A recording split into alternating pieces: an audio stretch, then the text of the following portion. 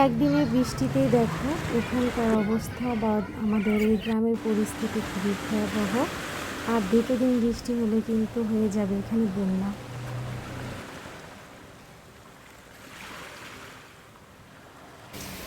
আসসালামু আলাইকুম প্রিয় বন্ধুরা, আশা করছি তোমরা যে যেখানে আছো সকলে ভালো আছো। বন্ধুরা, বর্তমানে কিন্তু আমাদের আমরা যে জায়গাটাতে থাকছি সেখানকার অবস্থা কিন্তু খুবই ভয়াবহ। আমাদের এখানে প্রায় ৮-২ দিন বা একদিন বন্যা মানে বৃষ্টি হলে আমাদের এখানে কিন্তু বন্যা হয়ে যাবে। অলরেডি কিন্তু মাঠ ঘাট যে ডুবে যাচ্ছে, তোমরা কিন্তু অলরেডি দেখতেই পাচ্ছ। এই বৃষ্টিটা শুরু হয়েছে সকাল থেকে, এখন কিন্তু আমি দুপুরবেলা শ্যুট নিয়েছি। বৃষ্টি থামার কিন্তু কোনো রকম নামমাত্রই নেই এবং সারা রাত্রি ধরে আমাদের এখানে বৃষ্টি হয়েছে। আমি পরের দিনেরও শ্যুট নিয়ে তোমাদের সঙ্গে শেয়ার করব। আমি যতটুকু পেরেছি ততটুকুই ভিডিও শ্যুট করার চেষ্টা করেছি। আমাদের এখানে এতটা পরিমাণ বৃষ্টি হয়েছে যে অলরেডি কিন্তু পুকুর ডুবে গিয়েছে, মাঠঘাট রাস্তা কিন্তু অলরেডি ডুবে গিয়েছে।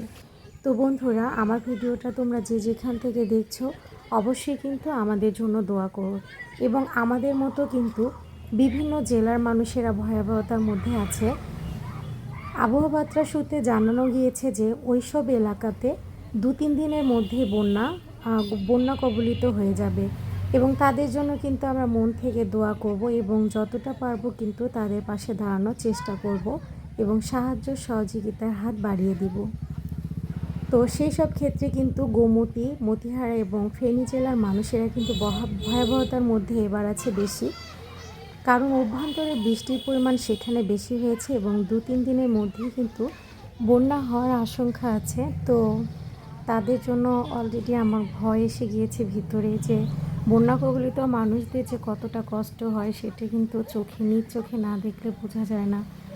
আমাদের এখানে অল্পতেই পানি জমে যায়। আমাদের এই সাইডটা, আমাদের এই গ্রামটা কিন্তু অনেকটাই নিচু।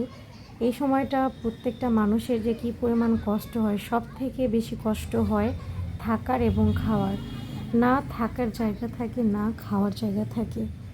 তো বন্যা কবলিত জায়গার মানুষদের যে কী পরিমাণ কষ্ট, এটা যারা নিজ চোখে দেখে তারাই বোঝে।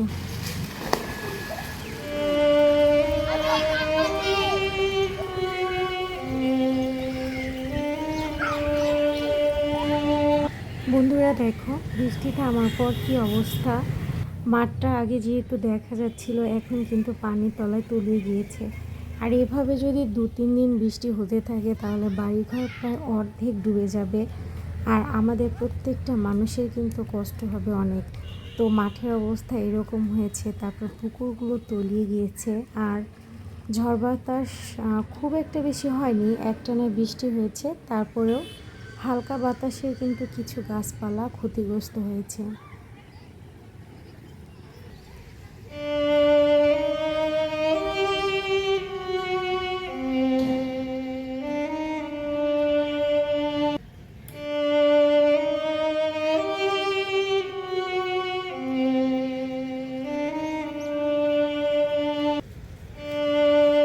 পুকুর পুরো ডুবে একদম রাস্তার সঙ্গে একদম মিশে গিয়েছে, মনেই হচ্ছে না যে এটা একটা পুকুর।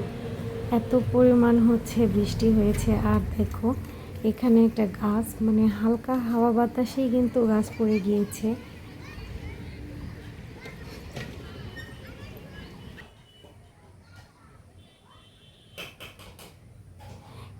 এটাও একটা মাঠ, এখানে গরু ছাগল এগুলো বাঁধা হয়, কিন্তু বৃষ্টির পরিমাণ এত বেশি হয়েছে যে মাঠটা পুরো ডুবে গিয়েছে। দেখো বন্ধুরা, ওই যে দূরে বাড়িটা, ওই বাড়ি থেকে যারা বের হয় তাদের কিন্তু বের হওয়ার যে রাস্তা সেটা কিন্তু ডুবে গিয়েছে। তারা কিন্তু পানিতে ভিজে ভিজে বা পা দিয়ে দিয়ে যেতে হচ্ছে।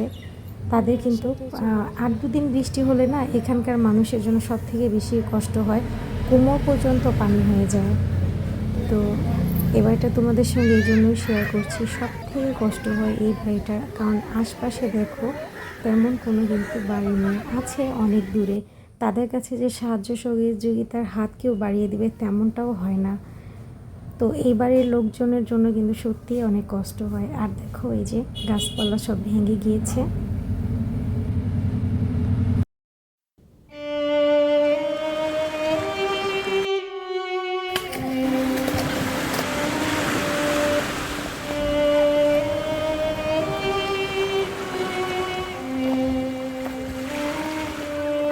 তো বন্ধুরা, আজকের ভিডিওটা আমি এখানেই শেষ করছি। তোমরা সকলে ভালো থেকো এবং আমাদের জন্য দোয়া করো। খোদা হাফেজ। আসসালামু আলাইকুম।